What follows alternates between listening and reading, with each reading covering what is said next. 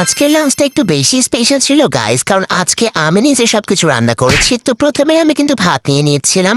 তো ভাত নেওয়া হয়ে গেলে এখানে এখনকার জাতীয় খাবারটা নিয়ে নেব, মানে এখন যেই জাতীয় খাবারটা চলছে আমাদের দেশে বর্তমানে হচ্ছে যে গরুর মাংস।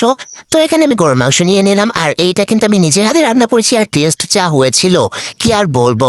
তো তারপর এখানে যে একটু দূরে দেখতে পেলাম শসা, তো এখান থেকে আমি 2টা শসা নিয়ে নিলাম। তো আমার বেশি শসা পছন্দ না, আমি 2টাই নিয়েছি। তারপর এখানে ছিল বেগুন ভাজা, তো বেগুন ভাজাটাও কিন্তু আমি নিজে করেছি। তারপর বেগুন ভাজা নিয়ে নিলাম।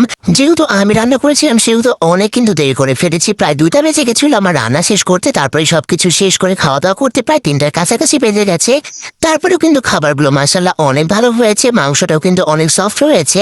মাংসটা কিন্তু হাত দিয়ে ছেড়ে যাচ্ছে, এতটাই সফট হয়েছে। আর স্বাদের কথা কি আর বলবো গাইস, অনেকই টেস্টি হয়েছিল আজকের মাংসটা। তো এখানে আমি তারপরে যে বেগুনটা দিয়ে খাচ্ছিলাম, বেগুনটাও কিন্তু অনেক সফট হয়েছিল। এখানে শসাটা অবহেলিত অবস্থায় পড়ে আছে, তাই ভাবলাম শসাটা আগে খাই। তো এখানে আমি যে শসাটাও খেয়ে নিলাম। তো এভাবে কিন্তু আমার খাওয়াটা শেষ হয়ে যায়। আর এটা ছিল চর্বি, এটা খাওয়া যাবে না, আমি এটা খাবো না। তারপর এখানে আমি একটা মিষ্টি নিয়ে নিই। আমার পেটে বেশি জায়গা ছিল না, আমি মিষ্টিটা অর্ধেক খেয়েছিলাম, আর পেটে আমি জায়গাটা ফাঁকা রাখছি। তো ফাঁকা রাখছি কেন জানো? এই যে এইটার জন্য ফাঁকা রাখছি গাইস। এটা আবার কেউ দুষ্টু পানি ভেবে ভুল করবা না, এটা কিন্তু লাল পানিও না, দুষ্টু পানিও না, এটা কিন্তু মোজো। আমার খুবই ফেভারিট মোজো।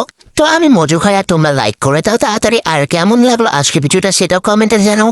তো তোমাদের কাছে কার কার মজু ভালো লাগে সেটাও বলে যাও। আজকের মতো এ পর্যন্তই গাইস, আল্লাহ হাফেজ।